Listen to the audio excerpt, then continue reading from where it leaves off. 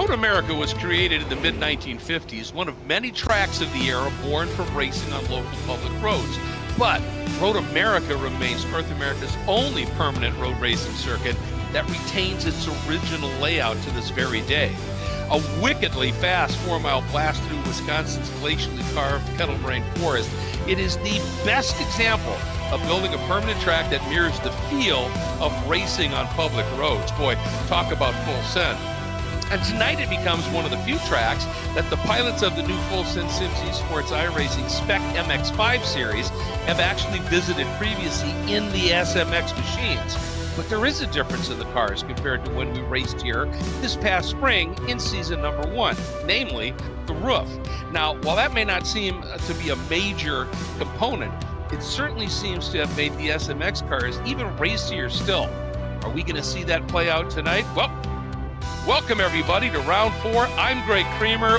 We are at America's National Park of Speed, and as always, joining me is Kyle Heyer. And Kyle, is it just me, or could this be really spicy tonight with the roofs? I think it's going to be incredibly compelling. This racetrack has always put on a great show here in the Full Send Sims SMX Series. And we've seen photo finishes here. We've seen 3 wide finishes here. And that was with the old configuration without the hard top. That was with open roofs. And, coming into this series here this year with this new hard top edition, we thought that maybe the draft would be less of a big deal. But what it's really done is increase the top speed of the cars. That also brings your braking zones out a little bit, makes the braking a little trickier because you're carrying 5 miles an hour faster speeds everywhere, and again, it's changed the drafting profile of these cars just enough to kind of mix things up. So I'm not exactly sure what we're going to see, Greg, but I know it's going to be spicy tonight as qualifying's already underway.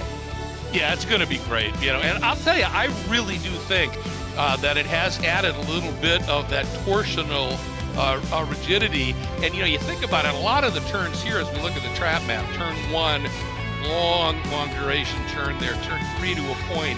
But that tricky downhill braking zone into 5, where you're doing that downhill transition, then up the hill, that 6 to 7 to 8, and then of course coming out of Canada Corner through the Bill Mitchell bend, that right-left transition, all of those happen relatively quickly. And I think if that roof stiffens that chassis up just a smidge with the drafting, I think we're on for something. I've heard this racetrack described as sort of, it's got 2 tones to it. It's got the high-speed areas, the straightaways on the front stretch, the back stretch, and then, of course, running down to Canada Corner. But the section from 5 to 12 is actually much more of a handling section than you'd anticipate, especially here in an SMX car, Greg, where you're really on the limit, especially heading through Turn 7. This is an underrated corner, I think, where you're basically, I would say 94% throttle through here. Maybe just a little confidence lift, but that curb on the inside can get you upset. And then you see the gravel, how it comes right to the edge of the racetrack there. Any slip up and you're going for a ride. Oh, absolutely. And there's lots of those kind of consequential corners here, aren't there? Everybody at this place talks about the kink, right? But there's so many other corners here that can reach out and bite you just a little bit, if not necessarily with a big incident, with a massive slowdown in lap time. And obviously that can really affect track position, which is crucial here. Here's down into 5. You can still do that with these cars. You go outside of the curbing and use that turn in, but it doesn't make it any less tricky a braking zone. And you've kind of got the same thing in 8, where you're falling down the hill and you're trying to balance the brake. Turn 6, to me, is one of the really tricky, underrated corners. And then here's your turn 7. And man, it's just flat through there and off camber. And that one will really get your attention too. Yeah, once you hustle down to turn 8, it's similar in some ways than turn 5, but the approach and the exit are a little different. And then you're setting up for this long carousel, this right-hand turn. You're going to wait for the curb to start here on driver's right to fully commit. You hear the lift for Bellarmine right. There's the end of the curb. You're back on throttle. Let the car wash out. He's a little tight there, leaving turn 10, and then the kink. This is the corner everyone talks about, Greg, where in an MX-5, it's a little less exciting than something like an IndyCar or a GTP, but it's still a trouble spot as the track narrows in, and you're on the limit there at about 115 miles an hour. Well, true, and you're flat, so, it's difficult to use the throttle to help you drive through that corner if you have something happening, and you're normally in the middle of a pack of 8 cars. And so all of those elements come together that, oftentimes you'll get through a race here with no problem, but when something does happen in the kink, it's usually big and it's usually pretty ugly.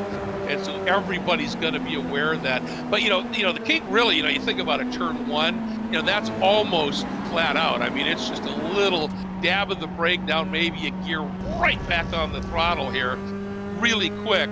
And turn three, falling away as you get down into that. It isn't as hard a braking zone because you need to roll a lot of exit speed here, but they all add up, to be sure. And everybody talks about, you look at this track and think like, I don't think it's that tough. Well, to be really fast around here and to understand all the nuance of this place, it's tricky.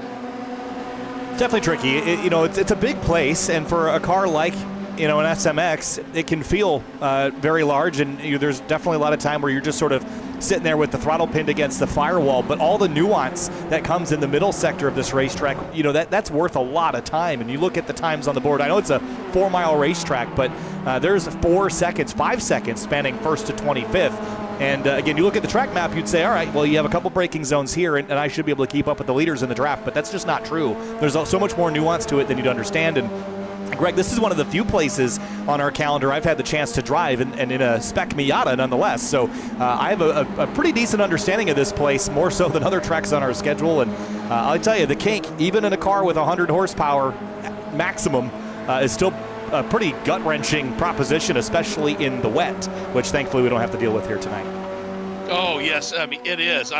Fastest thing I've driven around Road America was a ITA Honda CRX when they were all the rage. And same thing, every time coming into the kink, you're aware of that wall. Let's just put it that way. And also through the carousel, when you're balancing it on the throttle, we saw what happened to Beltman. You're balancing it on the throttle, and when you make that little stab a little too soon, and you start to push wide, if you do too much of a lift, that back end will snap on you like you won't believe. So all of these little things, we're just balancing the car around these long, fast corners here. It's an art. Watch this throttle trace here for Beans Forster as he follows Deacon Greenfield. See it go all the way to the top of that graph. It's pinned now, and that's going to stay like that for 25 seconds? And so what this means is, you could look at a graph and say, well, this track looks easy. But what that actually means is all the moments right before that green graph went all the way to the top, that's where your time is found, is in carrying that speed and carrying that momentum. The sooner you get back to throttle, the faster you're going to be around here, and you have to do that 14 times. Well, yeah, and the interesting thing is, we're not just talking this front straight, right? We're talking 3 down to 5.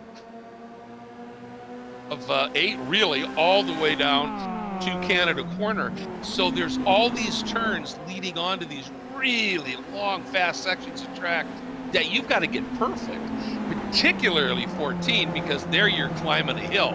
And if you botch that one up, you're just, you're going to carry a massive speed deficit all the way up that hill to the braking zone of 1. But there's lots of corners here you really have to be on top of well before you even get to them to understand, all right, this is one I've got to drive brilliantly here.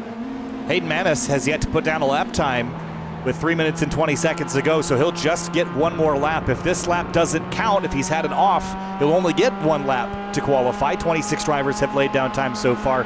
Piatek, Bellarmine, Camden Hibbett, Skip Brock Jr. are the front 2 rows. Let's see what Manis can do here.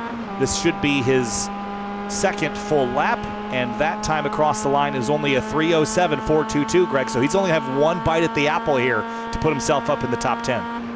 Yeah, and he was fairly well placed in the practice session. Now it shows up again as no time officially, but that 3:07.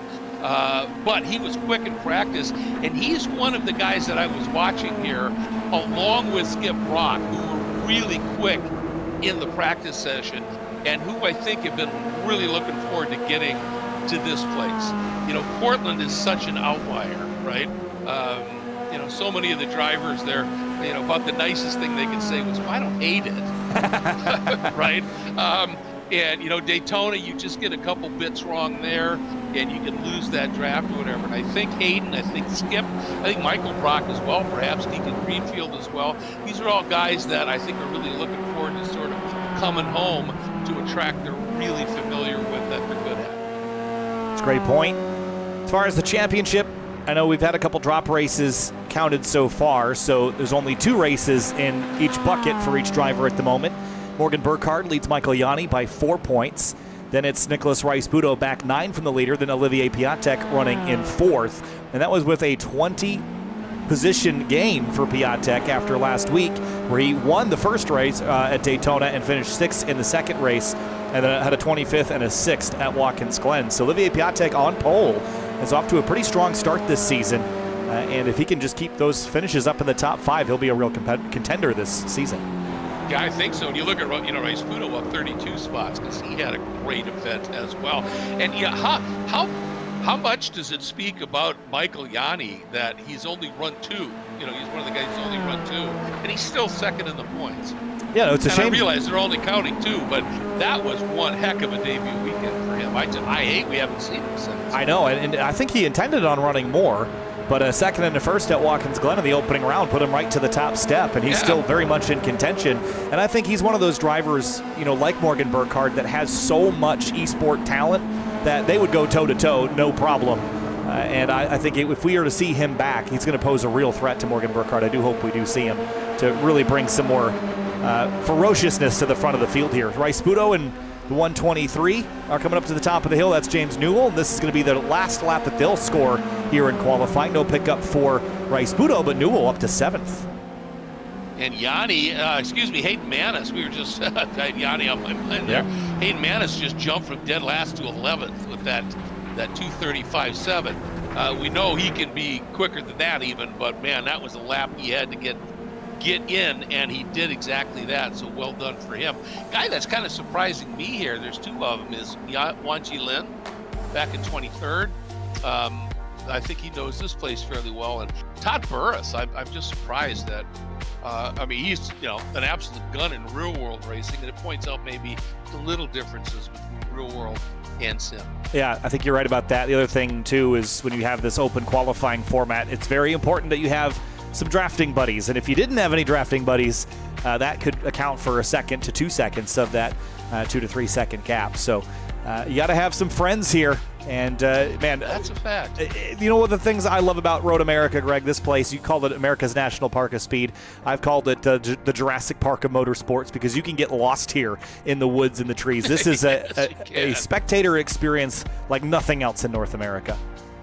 Oh, it is. I mean, it's 4 miles, and I call it the America's National Park of Speed because they like me to call it that. I like to call it America's Nürburgring, but it feels like a park setting, And I mean, over here, Canada Corner, you get up there in those grandstands, you get off to the side, set up a little, a portable table, and you can sit there and you can walk around this track, and you can see these historic corners and these great turns, and just be able to get the feel for it. It's got its wide open spaces.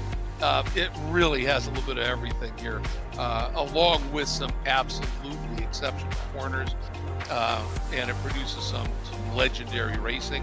And we've got a hell of a field ready to get going here. Sure do. 28 cars, and the pace lap will take us a couple minutes, so it's a great time now to talk about the partners and people that make this all happen, including Court Schmidt and Full Send Sims. And Court, once again, is hanging out in one of his rigs. I'll give you a shot of this right now, actually. Look at him set up in his shop. And he's got a nice golf cart back there, too. But Court Schmidt lined up on the grid, ready to go from Full Send Sims, Greg. And, of course, they build custom racing simulators to the highest quality and catered to whatever you're looking for, whatever you're trying to simulate. Again, he has lots of experience building military simulators where that kind of realism is extremely important.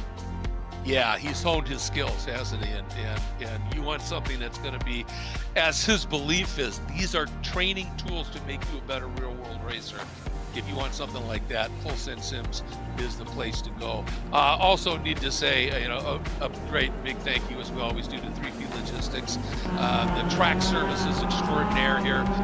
Owner Frank Rodriguez jumped on board supporting this thing from the very outset. It's tailored trackside support. They also do race car storage, maintenance, repair, transportation, anything you need.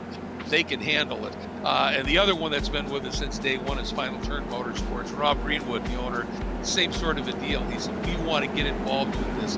They're Miata transmission builders. They do dyno tuning full-service prep shop, trackside support, front-running chassis building partner with best engine builders in the Spec Miata class, and of course SMX. So you want to go real-world racing, both of those shops are great options.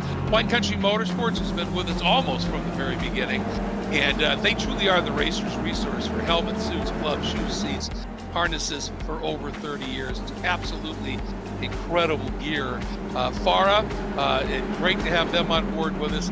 Florida Base Series, they provide the most accessible road racing series for spectators.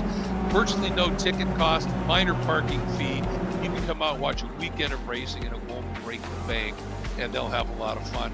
And then Sabel just has come on recently here, and for over 5 decades, they've been known for quality and innovation, vigorous research and development. What has that led to? They're the only company in the sector with an internal test lab to perform FIA level testing on their products. I think that says an awful lot. It sure does. And as the field rockets down, this is a fast pace lap now. They've sped the pace car up recently, 60-mile-an-hour pace lap. Let's roll through our starting lineup here on the front row. It's Olivier Piatek in the number 611. We mentioned his big charge at the last round at Daytona. He'll hope to continue that tonight. Thomas Belleman starts alongside him in the number 718. Starting in row number 2, whoops, let's have to do that again, mess that up. Row number 2, it's Kevin Hibbett in the 132 car, and Skip Brock Jr. rolls off in 4th place in the number 32 car. Nicholas Rice-Pudo and Michael Brock roll off in 5th and 6th. That 4-2-1 has been mighty quick this year. Points leader Morgan Burkhardt lines up alongside James Newell in 7th and 8th place respectively. Then Beans Forster and Deacon Greenfield, Greg, round out your top 10. Moving into 11th, it'll be Hayden Manis with that great lap. Carson Neal will start 12th. 13th spot will be Ian Anderson. 14th spot, Trace Hans.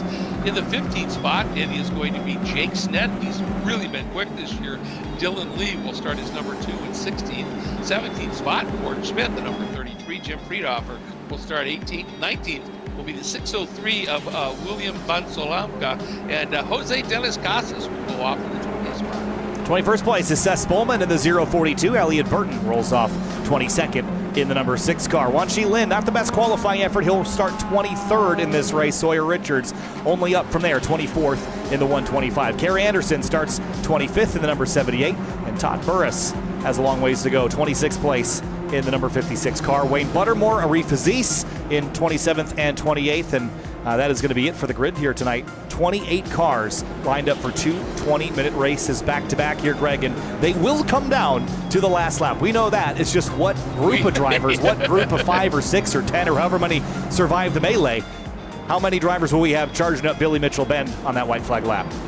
Yeah, and it's always fun, and it's always awesome here. William Vanselkama, by the way, just wanted to welcome him to the championship. He's new. Great to have him as part of the program here. Really looking forward to seeing what Skip Brock can do. You know what? It occurs to me this is Thomas Belleman's 3rd consecutive outside front row, outside pole start. He qualified there and then finished 2nd in the first race at Daytona. So I bet he's tired of that, and he'd like to get a little bit closer to the inside of that front row here. But we are getting ready to go as usual. 2 20-minute races on these long 4-mile laps. You don't get a lot of laps in, but you sure get a lot of entertainment in. And remember, new rule, the flag is based off where the pole sitter is. So be very careful on watching for this. There we go. We're green and a really clean start. I'll address a little bit more of that in just a minute here. But everybody waited until the flag wave to move more than half a car length from side to side. And that was a very special rule they put in here. But right now, Piatek hanging on to the front, but Belleman going to go around the outside or try to. I don't know if he's going to quite be able to get there. And that let Camden Hibbett get a really good run out of 1. Yeah, great start there. Everybody clean down through the short chute to turn 3. A couple cars popping out of line. Dylan Lee, the 2 car on Trace Hance. And now onto the backstretch for the first time. And you pointed it out that, you have to stay in your column. That's how SRO described it to me when I talked to their race stewards and race control. You can't deviate from your column before you get to that control line. And look at this. Now Skip Brock Jr. popping out of line. Piatek kind of dragging people over to the left to straight line that braking zone into 5. Yeah, and going with Brock is Rice-Pudo. Smart move as they're trying to make up some ground here early. 3-4 press. Ooh, John O'Mara, or excuse me, that's Friedhofer. And I don't think he had any clue that the other car had come down to the inside, and they've gathered it up, and both cars have damage. I think Friedhofer's done, and I hate to hear that because he's had a tough start to the season. But got a little bit of a breakaway up in the front now between Piatek, Bellman, and then a gap back to Camden. Yeah, you got to take advantage of that while you can. Well, Morgan Burkhardt's buried in 5th or 6th. Trouble out of in turn 8 rather. That's Michael Brock and Deacon Greenfield have tangled together. We didn't get to look at that, so we'll come back to it. And actually, there's engine fire out of the 421. Yep. Just noticed that as he was trying to accelerate away. Meanwhile, here we go. Cake for the first time. And look at that. Just watching Piatek just a little bit wider line through there. Looked like he was trying to free the car up, and Bellman got that wheel down onto that apex curve a little bit better. Got a better drive out of the kink. But Piatek, that is brave, going in that deep from that far on the outside, and they're still side by side. They are, but I think Bellman's going to win this out here in turn 14 unless Piatek can cross him over, especially on the outside going into Canada corner. See how much gravel's out there? That's only going to get worse throughout this race as Piatek tucks in. He's got Hibbett right behind him, but a much better exit here, and I think Bellman is not going to be able to cover. He sweeps to the right, though, and Piatek back to the left. Yeah, Piatek just had, as you said, too much momentum with that great cutback move. And you can see Piatek carried Bellman in just a little bit into 14. Bellman couldn't get it to turn down as quick as he wanted to, and then Piatek checked up.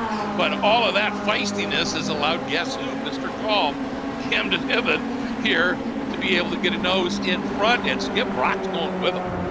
And Hibbett from 3rd to 1st there, and you see Morgan Burkhard trying to push and shove. Skip Brock getting kind of launched up there, but those two drivers that were leaving turn 14 are now going to be 4th and 5th on this next straightaway, and we're going to see that all night long, I think. Let's quickly have a look back at what happened between Brock and Deacon Greenfield. Top of your screen, middle of your screen, and it looks like Greenfield might have tagged Brock from behind and turned him into the concrete.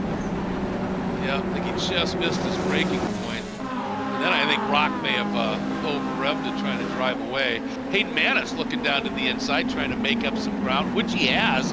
He has moved up now into the 7th spot. So he's put together a little mini charge here.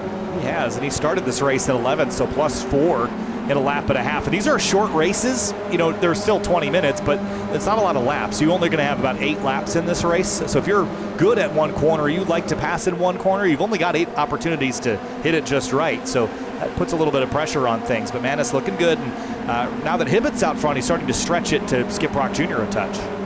Yeah, and I think that's exactly why we've seen Morgan get a little bit antsy here and start to get really aggressive. He's going to work the outside here on Brock, and that's just running a little bit too long of a line, and you can see he was losing time. Now he's going to try, get the run, get down underneath.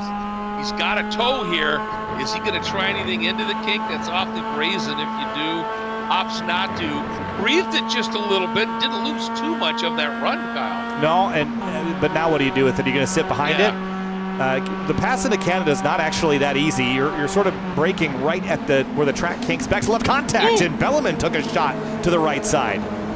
Yeah, it got him up in the air just a little bit, and that's now going to cost him a handful of spots right now, so he's got work to do.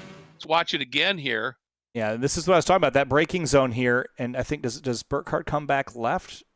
No, they just kind of touched. They just met. Yeah, that was weird. Yeah, I mean, I didn't really see one driver moving one way or the other, and I think they got away with minimal or no damage on those cars. So that was lucky. You think Belleman's right front could have got Brock's left rear?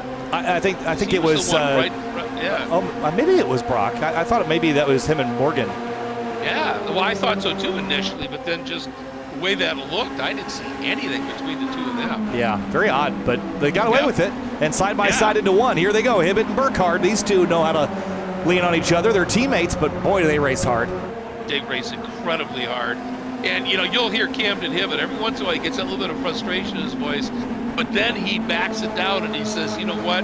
He goes, sometimes it drives me nuts, but at the end of the day, I come out of it a better driver. Well, these two push each other so hard. Truly. And I think there's definitely some friendly competition there, but at times it seems like it's Burkhard and Hibbett versus the field. And Skip Brock Jr. is trying to insert himself quite literally into the tailpipes of that 67. And now into 5. A little squirrely on the brakes. This is really, I can't describe to you how tight these margins are and how easy it is to make a mistake there as Skip Brock Jr. gets turned around. Oh, man, just got in there a little too hot. And that, we've talked about this before, when you get somebody in your outside shoulder and you can't unwind the wheel, you can really pinch it. Now, I don't think he got it. I think he lost that on his own. I hate to say it. I think he might have gotten help here, Greg. Watch the car behind him. Let's see.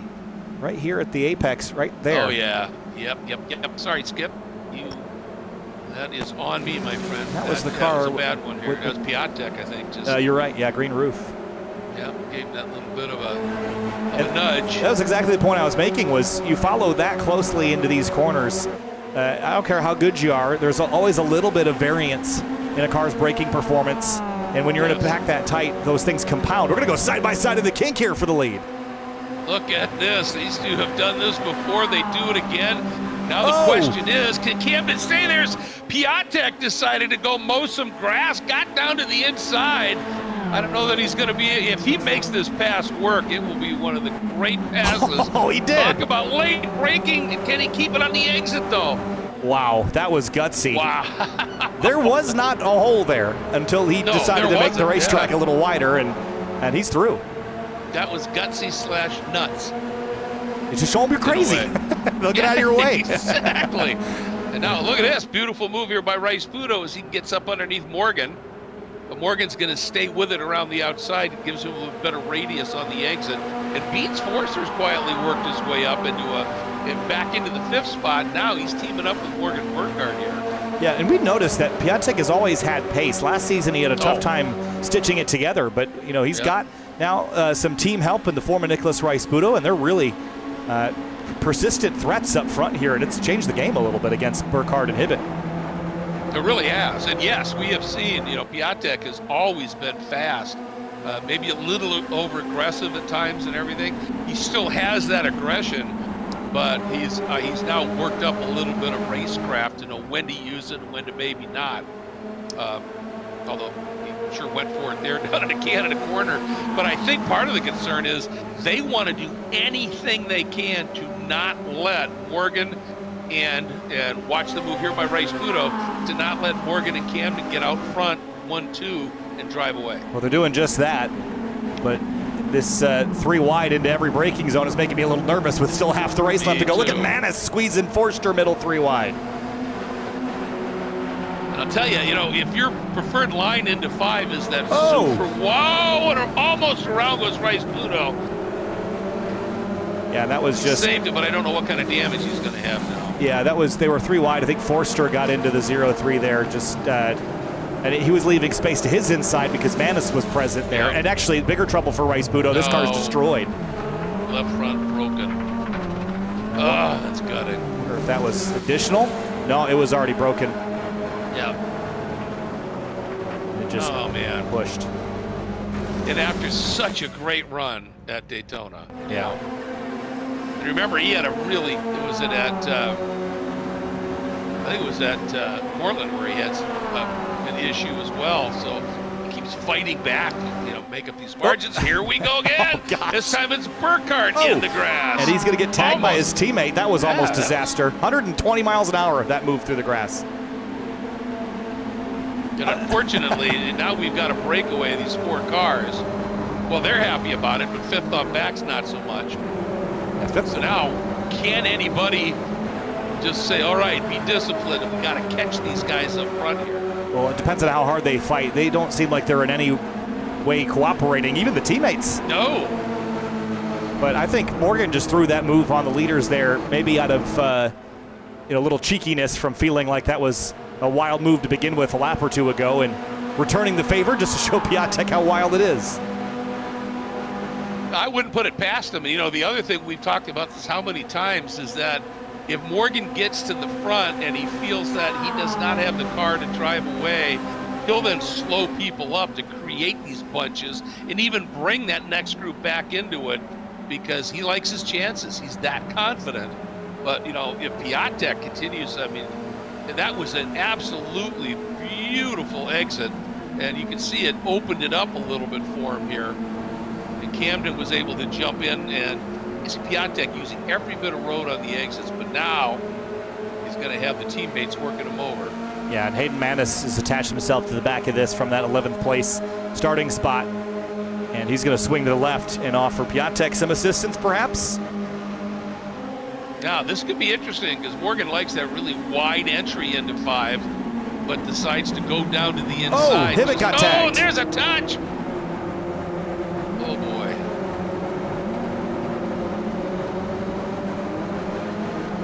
Well, that's going to cost him a lot of track position. Puts him down now into the 15th spot, Kyle. So suddenly, where he was. Yeah, that's hard to see from that angle. We'll look top down as well, but that's Piatek just getting in there really hot right behind Burkhardt here. And he's fully alongside. Maybe Hibbett turned in on him a little bit, perhaps, but I hate to say it, but I think he did. And I also think it was going to be really hard for Hibbett to see him in his mirrors. yeah, blind spot for because sure. of how far over Piatek was. But it's not like Piatek just overcharged that corner and came in. He was there. Yeah. Well, so, racing incident, I think. Yeah. Probably the safest way to call that. But we keep thinning the herd up front, don't we? We sure do. A bunch to 4 to 3 here.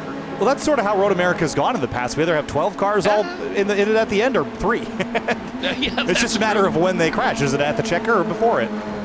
But this gets aggressive, and I think the difference between this in iRacing versus the real world, Greg, is you've got a real healthy respect for this place in the real world. And in the sim, when the element of danger is pulled back a little bit, you're a little bit more willing to make a pass in the grass at 120, although I have seen drivers, Kenton Cook looking at you, do that exact thing in the real world. So, I think that we're seeing moves that are really aggressive today, but they're feeling comfortable enough to do it.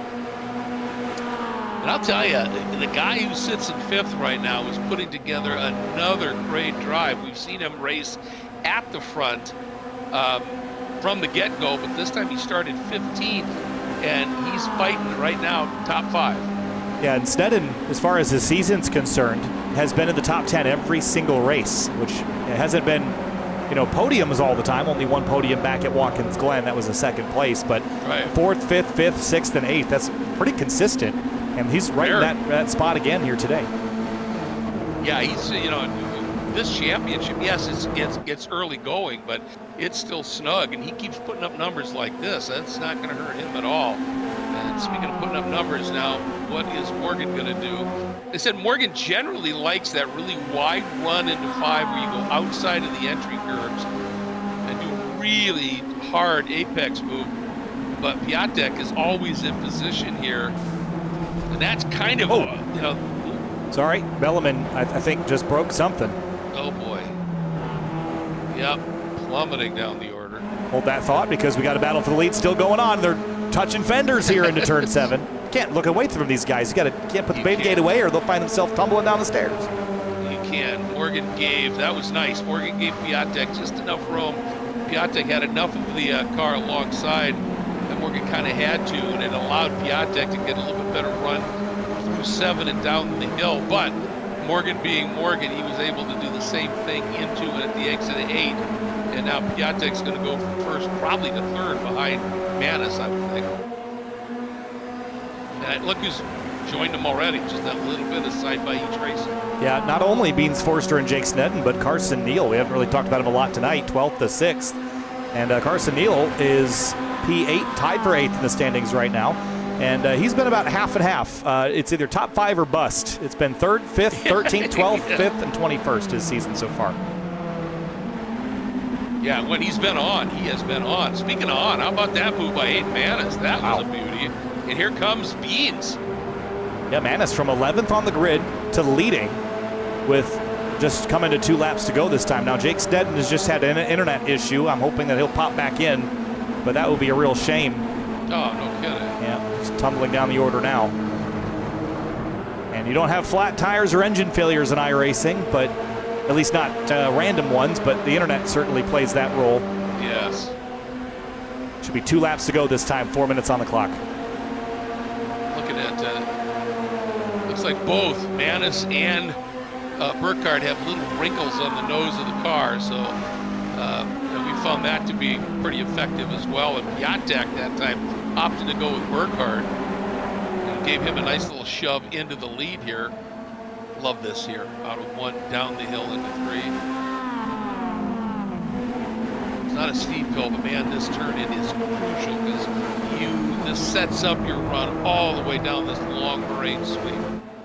And it is a long one, and again, getting that run, committing to throttle just that much sooner. Look at who's also up in here. Trace Hance started this race in 14th place, and this is a driver that we had pointed out really didn't have the start to the season that he was hoping for, but here he is battling for a top 5 spot with 2 to go. Love to see it, you know, and he's another one of those guys who's really good in the real world. Well, Lee's had a nice run here too. Sitting there in the number 2. Yeah, he's 16th to 7th, so a lot of drivers have charged forward. Carson and Beans almost a little nudge there, but no touch that I could see. Ooh, Carson. Dropping tires, and here comes Hance. That's a great pass there by Hance. It was, until Lee trying to take advantage at the same time. Carson kind of in a sandwich here because can't do it, trying to deal with Lee, but he's got Newell right behind Lee, who's fighting like crazy. Now for Morgan Burkhardt, I'm interested while we watch Dylan Lee run off the course here. Oh, also, hello, Court Schmidt, up to 9th place in the 33, and he is elected, he was in the brightest colored car ever, and I think maybe he had some target fixation issues, so he's opted to look like a shadow this time. I like that, the ghost car. If only he could make it out of Lexan. That's funny. Just the hard correction from the most visible car to the least visible. Boy, nice move there by Hibbett coming back on Wan Chi Lin. Yeah, good for Hibbett just to stay in the game. I know that race this isn't going to pan out for him, but if you're looking season long, you've got to make your bad races a little less bad. Gravel everywhere. Burkhardt's got, you know, a couple of car lengths, but not what we've seen him build here in the past. As the white flag comes out last lap, and that, of course, that little lead's going to evaporate. Manis giving Piatek a big push down to the inside, so I would imagine we're going to see Beans go with Burkhardt here. Well, look at Piatek, aggressive dissuasion, shall we say, on Morgan. Clean, but aggressive. Let's watch Beans set up. Manis. Oh, a little side-by-side touch, and Beans is going to go with Manis. Or no, he's going to go with whatever car got the better run, which was Burkhardt. Yep. Look at him that smiling. Second little rub definitely slowed Manis up, and that was a quick reaction by Beans. So now he's trying to figure out, all right, now what do I do? Let's see if I can work with Hayden a little bit better here. Trace Hance has clombed onto the back of Burkhardt. Oh, what a touch! Burkhardt got nailed from behind, bent in the whole rear bumper, but he'll stay in it, and it's still Olivier Piatek leading the way, and Burkhardt and Manis for 2nd place. Yeah, that was, Trace just misjudged that. Thankfully, Morgan was able to hang on to it without letting it get around on him.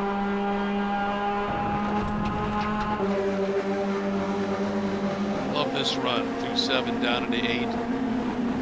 Morgan's still laser focused. He's still got time. Yep. And Piatek's got a nice healthy lead, but it's going to disappear by the time we get to Canada Corner. So where do you place your car now? You look at places like Daytona. We knew exactly where those last lap passes were going to happen, but you can do it in a couple different spots here at Road America. Well, right now he just needs to drive as fast as he can. And even that, I mean, that's not going to do it for him. Ooh, Beans all the way off track here. Comes Morgan Burkhardt on the left, and Manis gives Piatek a shot to the rear bumper, but is it enough with Trace Hance giving the 67 a shove, braking duel into Canada Corner? And one thing we know is that Piatek will go deep on the brakes. He has no issue with that at all. Side by side, up into Billy Mitchell. Last couple of corners, Piatek, I don't know if he's got enough of a nose and position here. Trace is going to help. Morgan might get squeezed here and not having another touch. Boy, Watch that might Manis. just help. It's going to be side by side. You're right. How about Carson, too? Carson's got opportunity. Oh, he beats touch. Manis spears off. Big hit. Up the hill we go. It's a side trap battle. I don't think anybody else is close enough. Who gets it? It is going to be Piatek over Burkhardt. Wow. Wow, 42 thousandths of a second. Typical Road America spice coming to the stripe. Trace Hance, black flag, not sure what for, but that was a melee. Yeah, I think Trace got the black flag because I think he had 3 or 4 more touches of Morgan that I saw because I was watching that run here. How about that run for Newell? Great run. Court Schmidt, top 10. Yeah, great run for Court. Love to see it. Wanchi there as well. Camden, that's a big fight back for Camden. Yeah, it really did. To get up into 8th. Did not go his way, but I'm sure he'll take a top 10 after that one. And because we're going to lose the results here momentarily, just looking down the rest of the order there. Hayden Manis, 20th place. That's frustrating. We'll have to go back and watch that again here in the break. Yeah. But Nicholas Rice-Spudo, Thomas Belleman, hope those guys are back again for this second race. Looks like they haven't left the server, so we should see them. And that'll be fun to watch Belleman and Rice-Spudo and Sneddon all charge through the field. Absolutely, it should. It should be great. Wow. Yeah, that had to be just mega frustrating. And it was just, it looked like, all right, I get it, we're side by side, but then it just came completely unglued with lots of side hits and all kinds of stuff unfolding. Yeah, we'll go back and watch a replay of the finish here once the session turns over. There it has, so we'll go back and kind of look at things again. But, yeah, this was coming down into Canada corner, but really the melee starts coming up towards turn 14. Yeah, did you see that hit there, Hance on Burkhardt? And then see everything just kind of closes up there, and really Hance didn't do anything wrong. He just got sort of cleared out as everyone was sort of bouncing off each other. Yeah, Hayden was just a complete passenger here. Yeah, right. Yeah, just got tapped.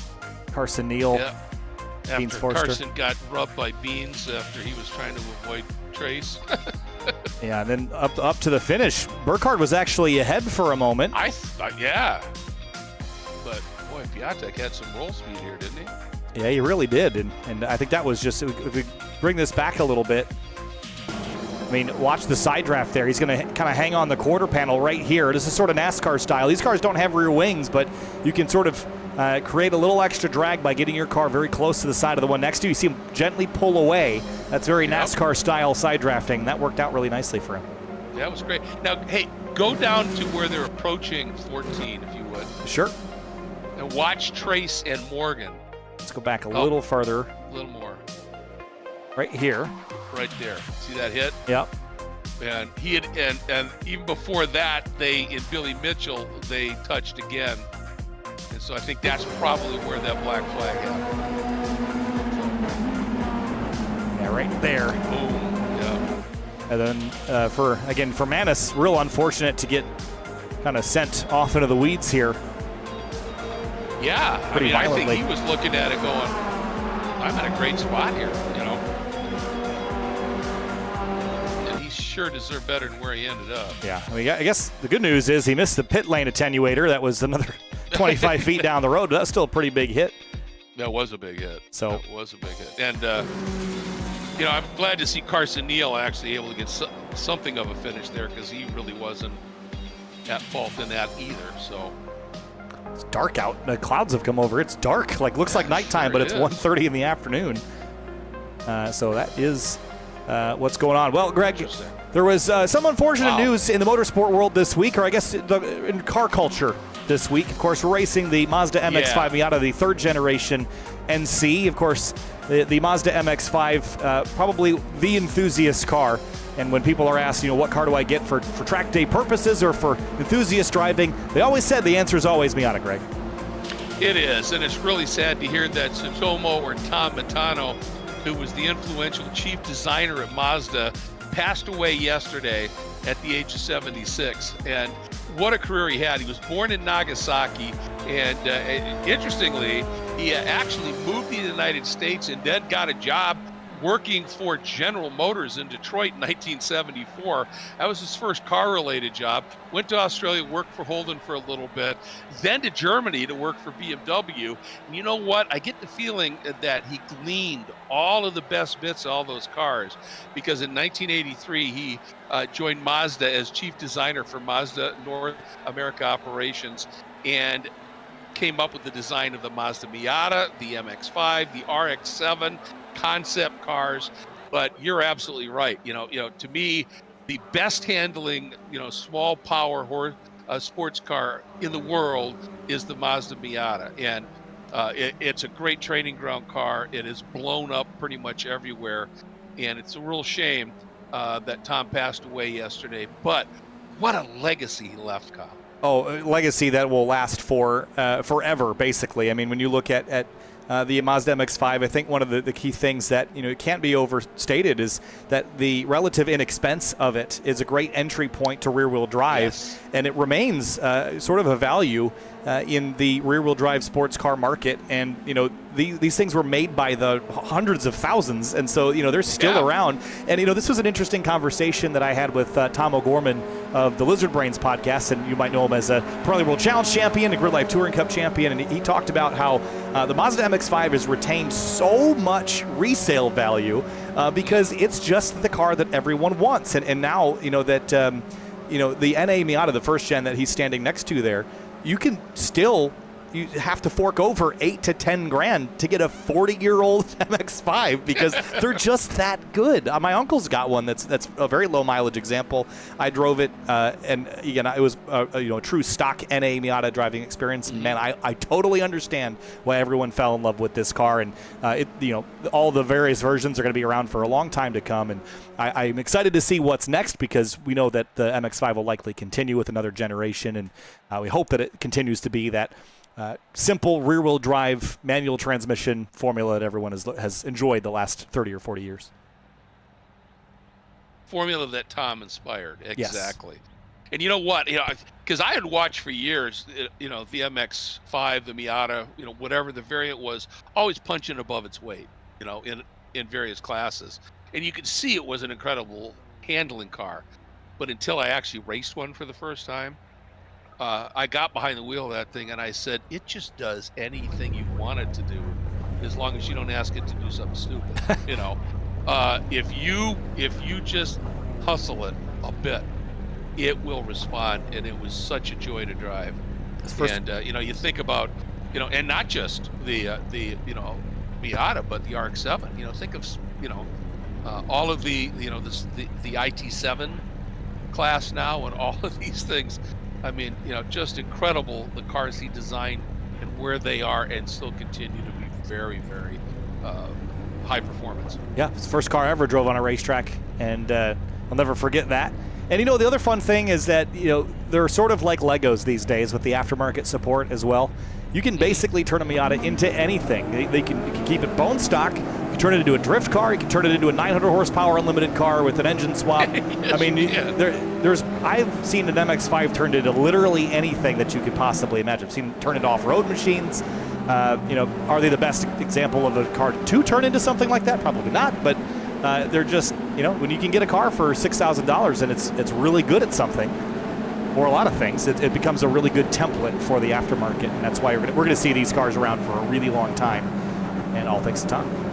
Without question. Yeah, absolutely great. So how about we dedicate this race to Tom? I like that idea. Sounds good. It should be a good one, and man, did he design a beautiful car. So, looking forward to seeing what's going to play out here. Now, Newell, think about how far he came up the grid here, and Carson Neal, court with that opportunity. Wan Chi, there are some guys here now that can sort of change the program up a little bit here in this top 10 if they drive mistake-free. Mistake-free is the key part of that, Greg. Yeah, it's huge. It truly is. There's Olivier Piatek. He looks amped. He's ready to go. Yeah, he does. Good points night already. If he could just get a podium, this would be a great evening for him. I think his goal is to repeat and sweep the weekend, though. That's what he wants for sure, and comes in here fourth in the points, only 10 out of the lead. at this stage. And again, we're only counting 2, so that's why it's still tight. But it's just great to see him up here. And I think I said at the Glen when I was just sort of guesting when I was still in the rehab place that this I think is a big season for Olivier. And man, he's living up to it. And I hope I didn't announce or jinx him here, but it's on a pace lap, so let's hope I did. Well, cars headed down to turn 8, and again, starting lineup for this is going to be on the left-hand side. We have to pull the gap away. Don't need that here on the pace lap, but there's your starting lineup, as you already sort of pointed out. How about Ian Anderson sneaking into the top 10? Really talk a lot about him. Like the livery on this car with the purple and orange. Yeah, it's sharp, isn't it? And then Wan Shi Lin, you mentioned, up there in 9th place in that 68. Did not qualify with a pace that matches his race pace, so it should be fun to watch him claw his way forward a bit more. But not everybody who is in the top 10, showed us top 10 pace earlier. There's a lot of drivers like Bellarmine, Snedden, Rice Budo, Deacon Greenfield, Trace Hance that would like to get in the top 10, and you can't fit them all up there, Greg, so someone's going to have to drop out. Well, exactly, and those guys you just talked about are going to be charging like mad, and Hayden Manis is going to have to really control the red mist, I think, here, because he's got the speed. Just don't let it get the better of you here, and just work your way to the front as we head down into an overcast and dark Canada corner. Yeah, it's really not that pleasant out, is it, as far as the viewing? It's not nice and shiny and sunny. 76 air, 82 track, low humidity, a little breeze, but it is definitely cloudy and dark. That has been sort of what we've seen in most of the races this year, Greg, is race 1 is nice and sunny and shiny. I imagine they're just kind of carrying the weather conditions over from one event to the other, but it looks like it's like the Harry Potter movies. Every subsequent sequel gets darker and darker. You can't see anything by the end. That's a good point. Yeah, Daytona race 2 was pretty dark, as I recall. So. All right, well, here we go, and now the pace car goes in, and the rule is that by the time the pace car enters pit lane, the pole car has to be down to 40 miles an hour and stay there until the green flies. And that's to make sure that the fuel packs up nicely, and you can only move about a quarter of a car length if you need to just peek out to see where the flag is here. So get ready to go, and we are racing. A couple cars poking out of line there, including Hayden Manis. Yeah, he was anxious. But trying to do anything he can here. Got left side tires in the grass. That's not going to work. Gets narrower down here by turn 1. Here comes Newell in the 123 to the inside. Yeah. But look at this. So Morgan was going to try and just ramp the outside there. Couldn't get that done. Hayden did. He did that. He's going to pick up a couple of spots here. And he's just going to have to get creative when you're that far back. And Piatek making sure that Morgan does not get in front of him early here. It's going to be tough to hold him off, though, all the way down the Marine sweep into 5. It's like sorting mail in the Empire State Building. They're just, people are sending things left and right here. Right here. Up the back straightaway now, and Ian Anderson in that 147. He's on the inside. He's right behind Court Schmidt, who's off to a very nice, strong start. And then there's Camden Hibbett. Wow. Up to third. That was an aggressive pass. Yeah, beautifully done. No time to waste. Yeah, he didn't telegraph that at all, and then suddenly he just was there. That was fabulous. Means Forster almost went off the nose of the 123 there at 6. They almost tangled. I tell you, I think that was a nice piece of driving by Newell, who saw that coming and just breathed it just a little bit. As you can see now, Carson Neal packed up behind him along with Dylan Lee. I think that was live to fight another day moment. And well played at that. And just kind of keeping my eye on it here. Hayden is up into top 20 already. Yeah, 3 wide in the carousel as well there in the gray car. A little touch there with Friedhofer. And Snedden's trying to follow through. He was trying to get them both. That's a shame for Jake, who was having a great run, and then that internet issue apparently. Woo! Side by side through the kink. Look at the junk flying everywhere. There's Rice Poodle right in that mix as well. Oh man, this is spicy back here. Yeah. Oh no, Friedhofer to the inside, tags Snedden, sends him into the gravel. Oh gosh. bad is the damage there to Sid? Friedhofer just, I think he blew an engine. He had a downshift issue, and that's what just launched him straight in. Yeah, we're trying to go back and see it. Catch this again. We'll ride on board with Friedhofer.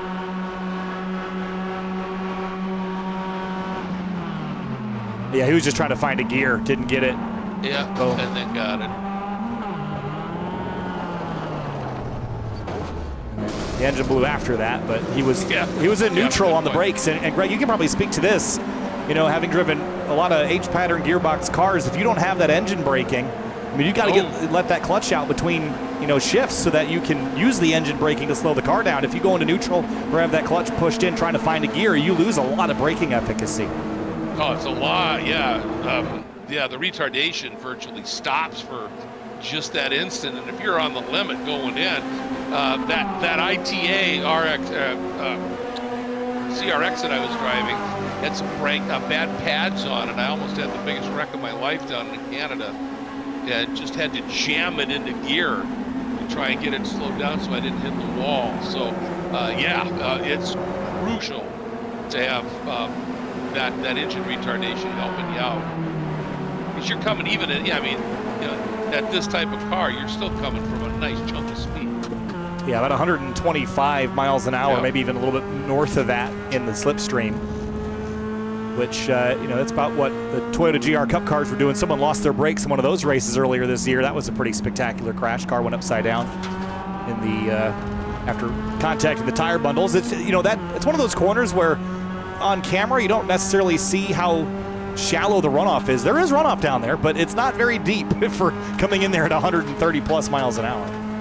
Well, the problem is that it comes back at you. If you go straight off, there's a ton of runoff, but if you committed into that corner at all here, speaking of committed, how about this side by side dude? Jeez. But why, if we get the head-on shot down here, once they come around this little bend, if you go straight there, there's plenty of runoff. But the minute you turn in, that wall comes right back to you. Oh, man. Piatek and Burkhardt almost touching doors there. There's just gravel pinging everywhere from those incidents last lap around. You get the feeling this is just a duel. This is, any good race is, but there's just something about this. Piatek he is not going to take any prisoners. He's going to get after this and really get into it here, and it's going to require, Morgan to be Morgan. And we all know what he can do, but Camden and those guys, I think Piatek's joined the game. Look at that smile. Yeah, he's giddy right now. He's having too much fun.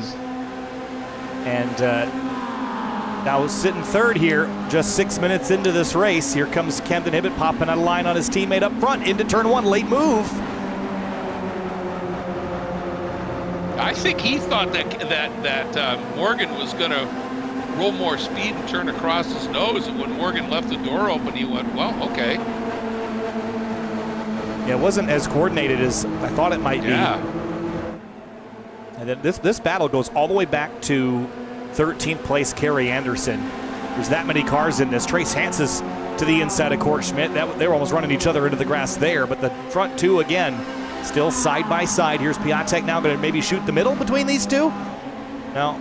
Well, let's see here. Well, Beans is thinking about it, but I think that was pretty savvy there by Camden to not use that super wide entry, because somebody then for sure would have just split them, and that's where you're going to end up having the contact. And of course, that's what affected Hibbett in the first race. So I think he was you don't make that same mistake twice kind of a mode. Look at Wan Shi Lin up to 6th place. He is flying in this race.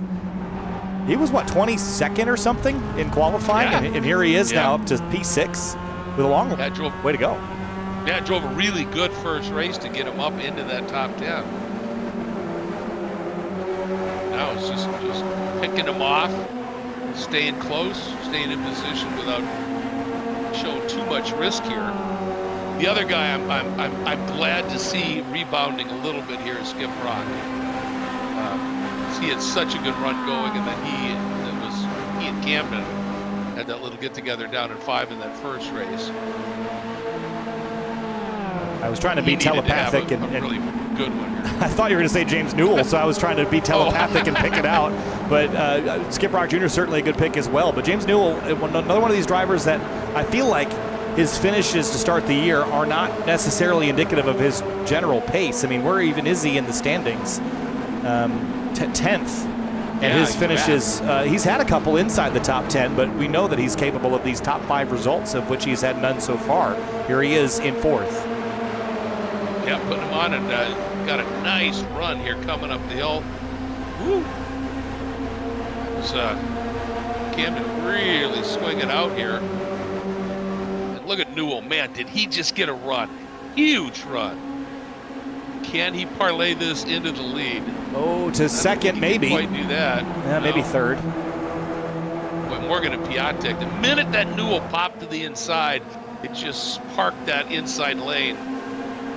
And those two guys up on Morgan and Olivier just found that their speed just relative to the others just was too much at the entrance of the turn. Wan Shi up to 5th place past Beans Forster. Again, he just continues to quietly crawl his way forward. Doesn't do it with a lot of spectacular moves. You're never going to watch that 68 car, the blue and orange Gulf livery car, and go, wow, what a crazy move. But he just gets it done in the background, and you go, where did that car come from?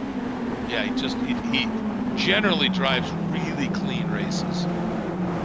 So even there, with just no margin as Forster slides across the nose, but facilitated that, and Forster takes it back for the time being. Oh, Trace on the inside at 6 on Brock, and they're side by side as they come out here. Good little battle here for 8th.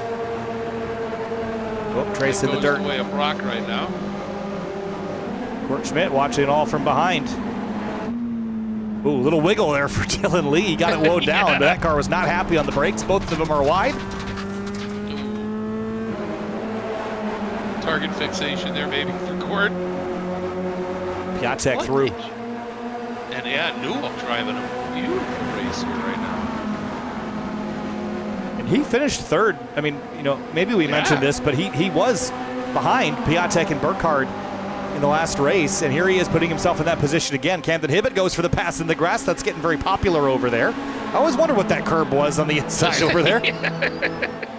Well, it's apparently one you can explore a bit. It needs to be longer and wider. Piatek, Oh, a little contact there. Burkhardt slides, saves it. Stack up. Everybody scatters here. Wow. A save by Morgan Burkhardt. That was almost surely a crash in any other scenario. He stayed brought the entire group all the way back to Trace Hansen 9th. Well, make that Dylan Lee in 10th. Yeah, here's this. Watch this here. Is this off the bumper of Piatek potentially? They just kind of bounced off each other's wheels, and that was. Yeah, I think. Their rear wheels touched, and it was just enough. It got a little rubber bite, and it just got Morgan up in the air a little bit. 9 minutes to go. Piatek and Burkhardt into turn 1, same story, but reversed positions now. Burkhardt on the inside. Wow, I tell you, Piatek rolling some speed there at the exit of 1. Looks like Burkhardt's got him, and then Olivier just comes right across the nose. Big squeeze play here. Nicely done, guys. Nicely done. Too early for, well, it's never, I guess, the right time for Biggie, but. Yeah, Trace Hans had the nose in there and was going to get squeezed if he didn't back out of that. That was exactly my thought. He's already got 1 black flag tonight, so he's probably, he wants to be racy, but be on his best behavior doing it here. All right, Morgan in front. Now let's see, does he see if he can just do a breakaway? This is what's dangerous for everybody else, is once you give Morgan Burkhardt clear track. So Piatek's goal is clear. Keep that 67 right off the nose. Don't let him start to establish a gap, and don't let yourself get in scraps with the drivers right behind. And I think Hibbett will know that as well, that if they let Burkhardt get out on his own and they start to fight for second, it's already going to be game over. Exactly. And I think Morgan planned that to perfection, because he wants to take that lead in 5 or 6. Because you talked about how this is almost 2 different tracks in a way, and he wants to take the lead when the busy stuff, the twisty bits start. so he can use his talent to try and drive away a little bit here. But, you know, then quick enough, suddenly you're back in to this run through the carousel and the kink, and it's all drafting again. And Morgan was denied a lot of laps at Indianapolis this past weekend in the IMSA Michelin Pilot Challenge because of a racing incident, so he is hungry to win in something. If it can't be at Indianapolis in a Porsche GT4 car, it's going to be here in the SMX Series. Hey, win's a win, right? Win's a win. I'll tell you what, I think Olivier, he stayed just a little extra wide that time on the exit of Canada to make sure that there wasn't any kind of a touch. And unfortunately, he got jumped for doing that by Camden. And now this sort of sorted out front straightaway. You got a lot of time to pick your alliances, and they're all running line astern like a freight train right now. Does anybody pop out of line? No, I think they're all happy to be. Well, here you go. Now they're going to fan out late in the straightaway. Wasn't expecting that. Here comes Hibbett. No, me either. Hibbett down to the inside. Morgan going to try and just go with him right around the outside. And it's at this point, you know, Hibbett has to make that decision. Not a lot of room decided there. I'm going to fight him here, baby. He had two tires. I thought he might just ease off and just, you know, try and get in and not lose the exit. But he stuck it in there, Kyle. Yeah, he had two tires on the inside of the curb and only had a couple inches between himself and Burkhardt, so really tight margins here. And while these five battle, Juan Sheelan and Skip Brock Jr., they've got a whole host of others right behind them. So this is going to be about a 6 or 7 car race if they can all keep it in this same coordinated format here for the next lap and a half or so. Boy, we're already down almost just 5 to go. They happen quick. They sure do. All right, there's that little break Morgan wanted just to get a little bit of breathing room here. And that was a nice aggressive move by Beans to jump up into third. Get Piatek, who's now under attack from Newell. But what you don't want is the teammates out front, and that's exactly what they have right now. Exactly. Although Hibbett is not going to sit back here in second either, so I wouldn't say that Burkhardt's got a rear gunner. Camden might be shooting some bullets rearward, but he's also got his crosshairs lined up on the 67 as well. You bet he does. I mean, you know, where he comes in right now, 7th in the points, that's not where Camden's used to being, and I think he knows you don't want to let Morgan just get a little bit of a free run here in terms of points, and that's going to be a real motivating factor for him at this stage. One thing I notice about Piatek is, man, he has no problem standing the car on its nose. And as I say that, though, it's Newell who slices through. I've just watched Piatek in spots, and he loves the really heavy load on the front of that car. Well, we're coming to 2 laps to go, so now if you've got a plan in your head of how you want to attack these last 8 miles, you can start sort of playing out your plan now. But as we know, every time we come to a track where you got a lot of drafting with the SMX cars, your plan goes out the window pretty quickly. This is true. And the big thing right now is, look at Morgan, that margin's up to almost 4/10. You don't want to be fighting right now. You want to just push somebody, get up there, and get after it here. Boy, Kerry Anderson's car is good looking, isn't it? It is. I love that color combination. Nicholas Rice-Budo has not really made the progress of some of the others. Neither has Thomas Belleman, for that matter. No. 14th and 16th, respectively. Deacon Greenfield still stuck back there. Belleman getting moved on Kerry. Maybe they've got a chance left. I mean, they're not that far out. I mean, they've got a second up to Court Schmidt, or 2/10 rather, then it's a second up to Ian Anderson, and then there's that lead group in that same camera shot. So I don't think it'll be a race win. Here we go. Yeah, so Camden now has reeled them in. Here's that run through 5. Beans using that really wide entry, and again, he got out there. Newell, Beans, I don't know if they touched, but Beans had to give him room. The back end came around, and he lost touch a little bit. There may have been a touch there. That wide entry into 5 when you got cars down inside you, they just don't know you're there. Down into turn 8. And Hibbett's closed the gap back up to Burkhardt. Yes. So Forster, Piatek earlier. have to be ready to jump on this. As soon as these two start to race, you've got to be ready to pounce, and they're not there right now. They're not. And I think that's because of that little moment with Forster and Newell. Ooh, in the kink, that's bold. Oh, man. Look at that. Ooh, but all their lead's going to disappear by the end of this backstretch. Yep. Forster is already on top of them. So that was maybe a mistake if they were going to try to hope to run away from the field. No longer. Yeah, and it didn't really go Camden's way. Now he's going to have to really get in deep on the brakes and stay up alongside Morgan. They do, but Morgan's going to exit and maintain the lead, but now that whole group's with them. And maybe I was just thinking here, Kyle, maybe this time Camden was the one who wanted to get underneath, slow them both down, and let this group get up there, because on his own, he was thinking maybe Morgan was going to run away again. Yeah, that's a toss-up. Morgan Burkhardt's really good at driving everyone else's cars, and and he does it. Really is. He can drive 5 people's cars at once with his driving. He's so good at this. White flag, Greg. Yep, white flag flies. 1 to go here. Last time into turn 1, and man, they are so close. Huge move by Newell. That got him around on Piatek. That passed. Beans hanging right in there here. Then there's Brock, the blue and yellow machine behind the green delivery machine of Piatek. And Nicholas Rice, Budo, and Bellarmine are not in this group, but the next one behind. Here comes the lead group, and then right here is Rice, Budo, and Bellarmine. They're just hoping for this all to explode and someone to light the fuse. Here comes Burkhardt with help from Beans Forster.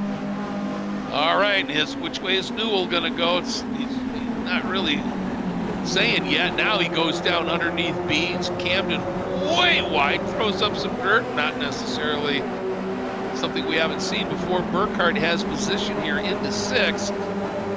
Camden trying to keep that nose in, so he's got something to offer here in 7. Did he get it done? He did. He's got it. But again, Burkhardt pins pivot to the inside just a little bit, and that gives him position down into 8. Now, can Camden stay put around? No! They both go to the dirt, and for just a second, you can almost see Forster thinking, do I go to the inside? The obvious answer is no, but far from over. Sometimes. Far from over, and Hibbett's in a really good spot now. Absolutely. Yeah, he is. Piatek and Hans. This is slipping away from Piatek here in this last lap, but the battle is still up front. It might end in tears here coming down to Canada corner. Oh, Hans is off. Oh, Hans off at the exit of the kink. Everybody giving him enough room to come on. Meanwhile, side by side, we go down into Canada corner for the last time. It is Burkhardt on the inside, but sitting in 2nd spot. Hibbett turning in. He gave Burkhardt plenty of room on the exit, enough that Forster was able to duck down and take that spot away. Forster now in 2nd, and Newell coming up on Hibbett, looking to take that 3rd spot away here, and has. Can he make it last? He's got it done. Meanwhile, look at Brock trying to square up underneath. Kyle, run to the finish. Up the hill for the final time. Forster, I don't think he's going to get there. It's going to be close here, Greg. Checkered flag. Who's going to get there first? Burkhardt or Forster? Well, it's a drag race, but Burkhardt it is. Once again, a whole 10th plus. Yeah, that's a big gap by Road America margins, isn't it? It's been so tight lately with Forster. Great 2nd, Newell 3rd. And Hibbett took a little bit of a risk there, and it didn't pay off for him. Slipped to 4th and skipped Brock. He was one of those guys we talked about earlier that I think was really looking forward to getting home to a place he knows well and loves to drive. And he was running great in the first race, had an issue, gets that top 5 now. Piatek, Lynn all the way up into 7th, Hans 8th, Dylan Lee 9th, Carson Neal in 10th. Wow, that was a fun one. Let's have a look at the full race results here and kind of go over some things. That was it didn't really quite end the way that I was expecting. I thought we'd see a little bit more shuffling once we got to Canada corner. There might have been a little touch between Burkhardt and Hibbett down at Canada, just enough to dissuade Hibbett from turning in at just the right time. But Beans Forster had a shot, but just didn't quite get the exit he needed to beat Burkhardt up the hill. Yeah, just to nail, yeah, it's the drive out of that last turn and position and all those things that we talked about before about how you got to drive those corners perfectly, and it just didn't pan out. But great comeback, especially before he started the first race for Wan Chi Lin. Got to be really pleased with what he's done today, I think. I think you're exactly and right about James, that. James Newell, same story. I mean, he started way back in that first race. Sure did. And let's look down at 11 through 20 here as well. Nicholas Rice-Budo, Thomas Belleman, man, a race that could have been. They just got shuffled down the order late in race 1 and weren't able to recover in race 2. And Court Schmidt was running up inside the top 10, but just slowly faded there at the end. Yeah, I'm not sure what happened, but still a top 15, so a good job there. Deacon Greenfield, I think, is going to be a little frustrated again. And again, William Van Solkama doing a nice job. Second race ever with us up into the top 20. And Sawyer Richards, of course, there in 20th. And looking down the rest of the order here, Jake Snedden, man, taken out down there at Canada Corner. Not the race he was hoping for. And he and Elliot Burton and Hayden Manis and Friedhofer and Aziz all looking to move on to the next one after this, Greg. It was not a good night for them. No, it wasn't. And for Hayden, we saw the speed we know he's capable of. And for Jake, same story. Jake, again, coming in here well-placed in that championship, and this is going to be a little bit of a hit. Yeah, certainly. So there's your results here for the races. And, Greg, before we chat with our winners, we should chat about what's next on the calendar, because next week we get to go to a brand-new rescan here in iRacing. We're headed all the way out west to Sonoma Raceway on the short configuration. That's a brand new laser scan that just launched in iRacing a couple of weeks ago. So I'm excited to go there. And then, of course, Mid-Ohio Sports Car Course and Summit Point Raceway. Those are staples in the iRacing SMX community, so looking forward to that. And then, of course, we head to some home tracks for this series, Sebring and Michelin Raceway Road Atlanta, by the time we get to Homestead Miami in November. Yeah, and then after that, Barber, then Circuit of the Americas, but on the West course, then the full course at Sebring, then the Chicago Street course. That should be interesting. And then we've got a little surprise, a TBA at the end that we're going to be letting you in on here. Again, remember that, as Kyle said, folks, Sonoma next. That is next Tuesday for our competitors. This coming tomorrow, actually, Wednesday night. You can do a group practice at Sonoma on that newly rescanned short course and get a little bit of extra laps in there. Never a fan, me, of the NASCAR short course at Sonoma, just because I love the original course so much. But with that new scan, I think, and I think with these cars in that short course, that could be just crazy fun. Well, it's going to look better. That'll help. It's one of the oldest tracks in iRacing, so it'll at least, Greg, your disgust for the short course should be quelled a little bit by slightly better visuals. I think so. All right, let's chat with Olivier Piatek. Let's do that. Who tonight finished first in race number 1, and in race number 2 just slipped down the order down to P6. Olivier, tonight, great race 1. Won the drag race up the hill in a pretty chaotic finish, but race 2 just slipped out of your hands there at the end. Take us through your night battling up there at the front. Yeah, I mean, coming to this race weekend, I had the mentality where I couldn't go backwards just because of how big the pack was. Once you start slipping backwards, it's really difficult to make your way back forward.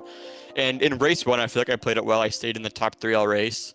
Unfortunately, race 2, I got a little bit of front-end damage. So once I slipped back in the pack, I couldn't really recover because I was down on top speed. So I was kind of stuck in that P4, P5 range and unable to make a move.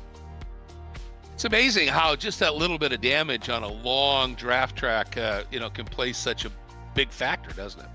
Oh yeah, it's the smallest tap. I think it was just me and Morgan with like a little bit of tap while pushing him, and that was costing me like 2 or 3 miles an hour, which in this big pack is a massive difference. Yeah, I have to tell you, we've been enjoying your onboards, and especially on the pace lap and on the start coming up the hill for this second race. The way you were scanning mirrors, you had this look of let's get this going. It was really fun, but I'll tell you, that drive you put in the first one, man, was just great. What a season you're off to here. Fantastic.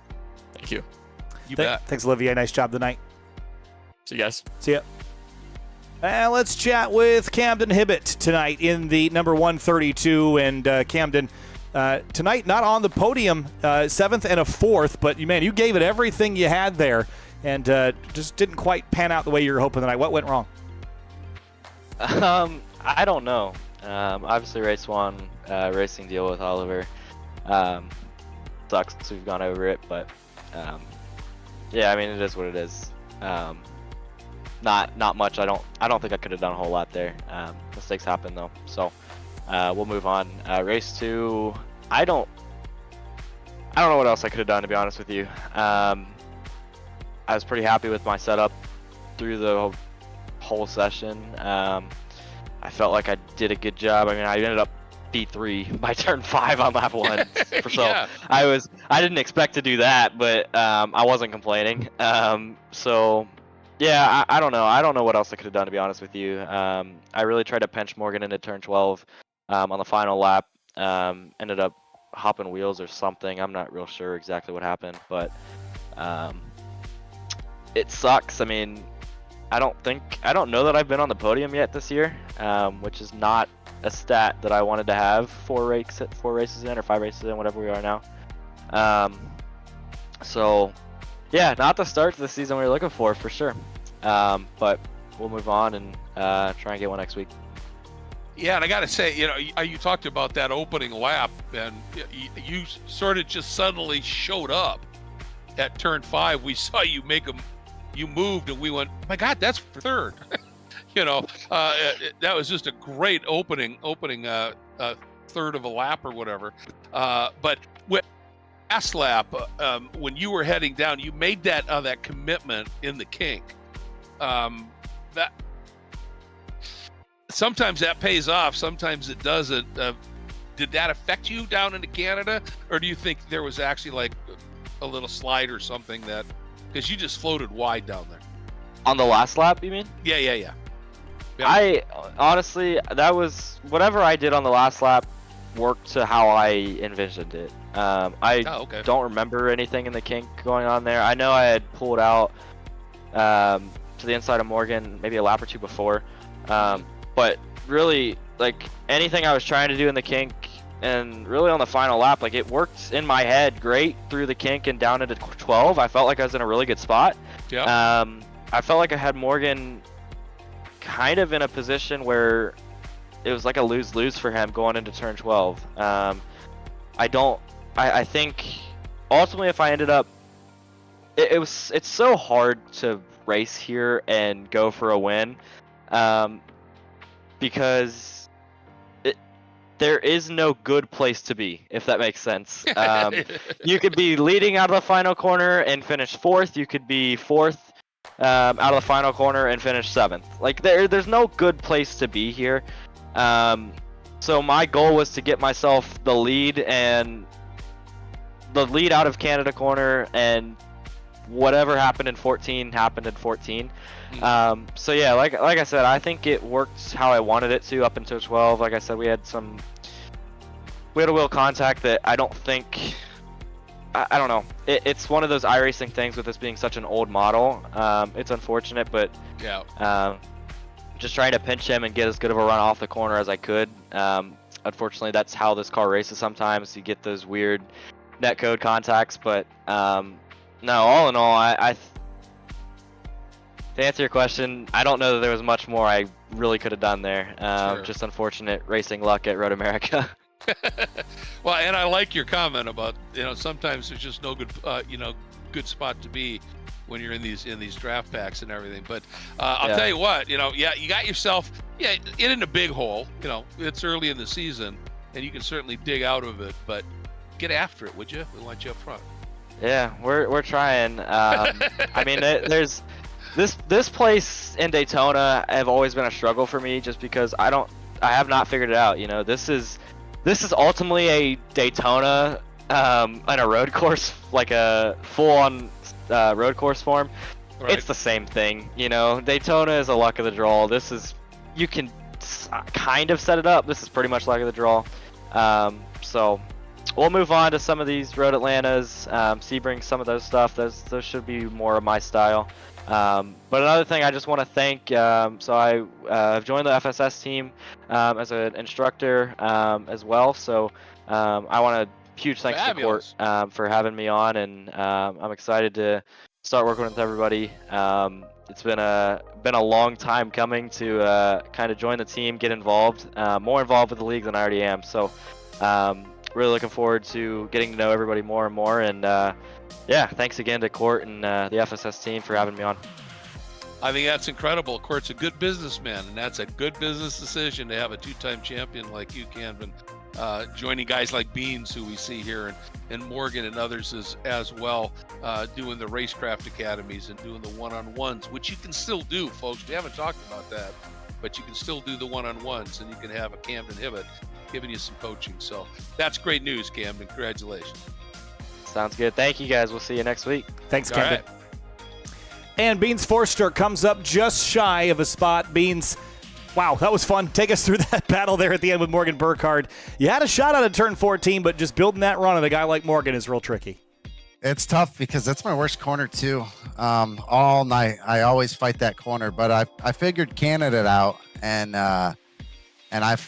that's my sweet spot tonight. I closed up so many gaps there, getting the run, extending it out wide, but it was wild. It was a dogfight tonight. It was very cutthroat. And there was a little bit of net code on some of those weird incidents. Like you'll get hooked on the left rear somebody, and then they'll just completely turn in front of you, kind of like what happened to me and Dylan last week at Daytona. Yep. But other than the couple little net code things, and the racing was great. It was so much fun. We were hard in it till the end. Like we were talking earlier that Road Atlanta or Road America here is usually just you get a front pack and you break away and you fight the last two laps, whereas we fought from flag to flag, and I love it. It was great. We loved it too. It was so fun, because no matter where we looked, there was some incredible racing going on. That run up the front straight in that first race at the end, when Hayden and Carson and you and a couple others, was that net code? No, I haven't looked at it fully yet, but I saw Hayden punching a hole between Trace and Carson, and Trace was still on the left side of the track, so I figured I'm close enough. Like I got room. I think I'm there, and I went to go push up, and then I just got squeezed in the middle like a sandwich, and it was really weird. The quick glance that I looked at it, it was Trace came across to tap Carson, which then tapped Hayden and sent Hayden into the wall. So it was almost like Yep. a domino effect of fishtailing. Yeah, it was. I mean, that's exactly what it was, but I just wasn't sure if it was initiated with net code or it was a little touch. That second race, man, it was so fun to watch. Watching you pick some pockets out there was really cool. Yeah, it was that's probably one of my strong suits, I think, is just sitting back, and it was tough at certain points because I had Wanchi and Oliver and James behind me, and they would sometimes just like stick the nose in and try and go for a move. So when I do what I call it my third wheeling, when I sit there and just sit behind them and wait and try and do the crossover and get the run out of both of them, it's tough when you got guys that are really fighting you hard and trying to really send it down in there. Makes sense. It makes sense. And I mean, the sharp end of these fields are so packed with talent that it's just so much fun to watch you guys race. Really, really thrilled with it, man. Thank you so much as always. Yeah, awesome. Thank you, guys. Thanks, You Beans. bet. And last but not least, it's Morgan Burkhardt wins race number 2. And Morgan, again, back in victory lane again. Had to fight for it pretty hard. Lost out by about 50 thousandths in race 1. In race 2, you won by what seems like a comfortable margin, over a tenth of a second. But fighting pretty hard against Beans and Camden and the rest of the field there. Take us through it. Yeah, no, it's wild. This track is a lot like Daytona is in a lot of ways, where the draft is really, really powerful. It's, Daytona, you've got the long run from the bus stop to turn 1, and you have the long run from 6 all the way to the bus stop. But here you have like 3 or 4 long runs a lap. Which, I mean, the lap is a lot longer, but you've got a long run to turn 1, then you have another long run to 5, and then you have another long run to Canada. So there's a lot of opportunities to make moves, and I think we really saw that in race 1 and 2, which was, you don't want to sit on a run, because if you bump draft too hard, you're going to give yourself bumper damage, which I'm pretty sure in race 1 every single car other than Camden had bumper damage. So that definitely comes into it in the way that this car races now that the pack is so long. You don't want to sit on a move and then have somebody go on you, and then you get shuffled, and then it's really difficult to get around after that. So it's really just, hot and ready, and everybody's going for it. You took a pretty good wallop in that first race in the back, but it didn't seem to affect the handling. Or No, it wasn't too bad. I think I was on the last lap going down into 5. Yeah. I find that you can take 1 or 2 big hits like that, and the car will be all right. Especially if they get square up in the rear. As long as it doesn't catch any tires and it's on the rear, it doesn't affect the aero package too much. But as soon as you catch a tire, the car is diabolical. In race 2, I got up on 2 wheels and bicycled through Canada Corner, and I don't know how the car was fine after that. But it's old damage model still for iRacing, so it hadn't been updated in a while. Or it might be a new damage model. I don't know. The damage model with this car is odd, and it does strange things when you get tire-to-tire contact. And sometimes it'll just, tweak your tire so that it's pointing 45 degrees one direction or the other. And sometimes you'll get off scot-free and just, be a pogo stick for a corner. So it's odd that it's really hard to tell. And that's kind of what happened with Camden and I going through 12 on the final lap as he got into my door. And as soon as he got to the door, it was like a balloon went off and he exploded and went a car width wide, which is, it's wow. couple imperfections with the physics model. But like, if I'm iRacing, I'm going to say it's pretty good, because it doesn't happen very often. And those things, there's so many different moving parts with it. It's so hard to calculate. We've been talking a little bit about the damage, on the front of the car and how much it'll affect things. Does that make you not want to help even a teammate with a little push, because it might just hurt you at the end of the race? Yep. I will only bump draft if I absolutely have to. And even when I do bump draft, I'll just lift a little bit out before I get to you so that I can ease into your bumper, and then I'll push. But I really just want to avoid any sort of front to rear contact in bump drafting, because as soon as you get a little wrinkle on that front bumper, you lose a significant amount of straight line speed. So to quantify that, I had no bumper damage in this race by choice. I find it's a lot easier to avoid bumper damage if you're out front a lot. It also helps you control the pack and really decide what happens.